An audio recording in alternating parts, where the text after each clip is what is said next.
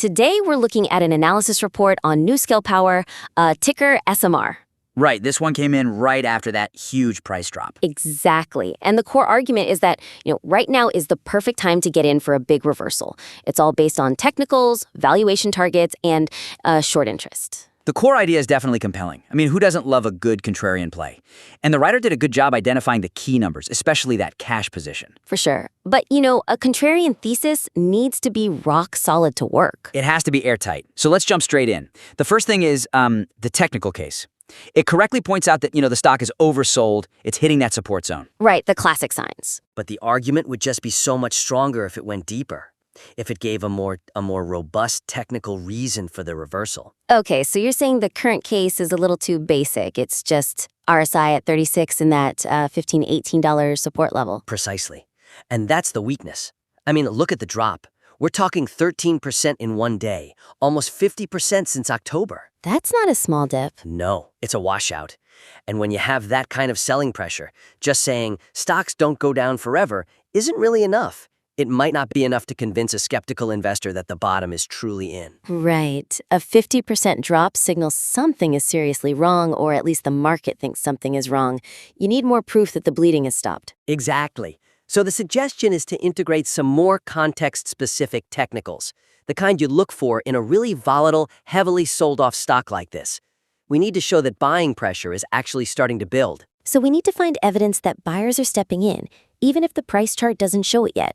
How do you do that? Well, we can move beyond the surface stuff. So instead of just saying the RSI is at 36, look for divergence. Bullish divergence. Bullish divergence, yes. You'd be looking for a situation where the stock price makes a new low. Let's say it hits 1750. But the RSI indicator doesn't? It makes a higher low. You got it. That's a classic sign that the downward momentum is fading. The selling is getting weaker, even as the price ticks lower. It's a much more powerful signal than just an oversold reading. Yeah, because you're seeing the internal mechanics of the trend start to change before the price does. And building on that, the report mentions algorithms. It says they'll step in at that $15 to $18 zone. We can actually look for evidence of that. Okay, how? By using something like a volume profile, or even better, an anchored VWAP. Anchored volume weighted average price. Right. And you'd anchor it from the start of the sell-off, so from the October high. And why from the high specifically? What does that tell you? It shows you the average price that everyone has paid, weighted by volume, since the drop began. If that VWAP level is also sitting down there in the $15 to $18 range, it confirms that's where the big money has been trading during the decline. Exactly. It turns that price level from just a line on a historical chart into a structurally significant zone where huge amounts of volume have changed hands. That's where liquidity is. That's real support. So it's not just psychological anymore, it's validated by actual institutional activity. That's a huge upgrade in conviction. A huge upgrade. And then one last thing on this point. Add some candlestick patterns to look for. For confirmation? For confirmation.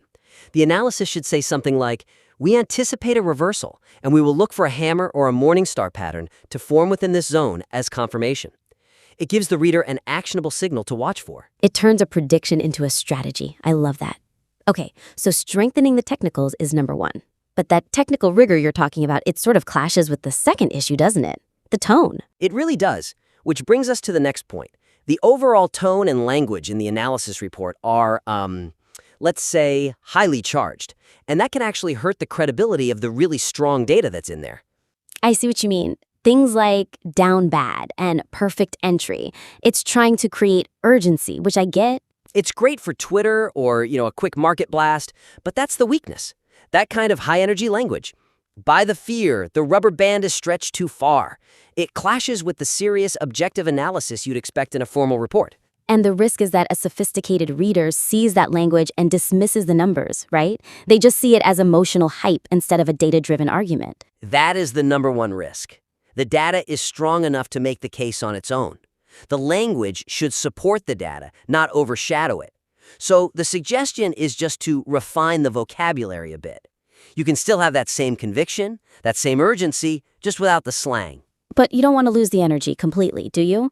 I mean, the whole point of a contrarian call is that it is an urgent opportunity. That's a great point. And the urgency shouldn't come from the adjectives, it should come from the data itself, from the massive gap between the current price and the company's value. We're aiming for confident and measured, not loud. So professionalize the delivery, don't soften the message. You nailed it. For example, instead of saying the stock is down bad or it's a perfect entry, You could say something like, the recent price compression presents a significant valuation asymmetry. perfect. Or current levels reflect a potentially maximum temporary market dislocation. It says the exact same thing, that the price is wrong and it's a great opportunity, but it does it in the language of finance. Right. It puts the focus back on the analysis, not the writer's excitement. And that rubber band is stretched too far idea, you can just rephrase it. How so? Something like, the short-term price movement has exhibited an extreme rate of change, indicating a high probability for mean reversion. Again, it's the same concept. It's just framed as a quantitative probability, which fits the rest of the report perfectly. That's a great adjustment. And that idea of valuation. That brings us to the core of the financial argument. It does, which is the third main point. The argument for this huge valuation disconnect, it relies almost entirely on external Wall Street analyst targets, and it doesn't really leverage the company's internal financial strength to justify them. Okay, so the report points to the price being around $18, while the average analyst target is $36. And it also points to that $691 million in cash with zero debt. Right, two incredibly strong points. But the weakness is that they're just presented next to each other. They aren't connected. The report is basically asking the reader to just trust that the analysts are right, without explaining why they might be right, especially when the market is clearly betting against them. So if the market is ignoring the analysts, the report needs to build its own independent case. It needs to use that internal data to make its own argument. Absolutely. So the suggestion is to use those internal strengths, the cash, the clean balance sheet, to build a proprietary justification for those high targets. You move the argument from analysts say it's cheap to our own work shows it's fundamentally protected and deeply undervalued. It's about taking ownership of the thesis. So how would you do that practically? First thing, and it's so powerful, calculate the enterprise value, EV. Okay, so market cap minus that nearly $700 million in cash. Correct, because they have no debt. And what that does is it instantly shows you what the market is paying for the actual business, for the operations, separate from the pile of cash on the balance sheet. It shows the true cost of entry. It proves that the core SMR development business is trading at a much, much lower price than the $18 stock price would suggest. It immediately reframes the entire valuation. That's powerful. What's next? Second, connect that financial strength directly to the short thesis. The report mentions short interest is high, almost 14%. Right.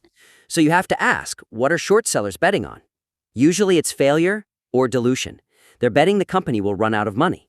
And that huge cash pile is a direct counter-argument to that. It's the perfect counterargument.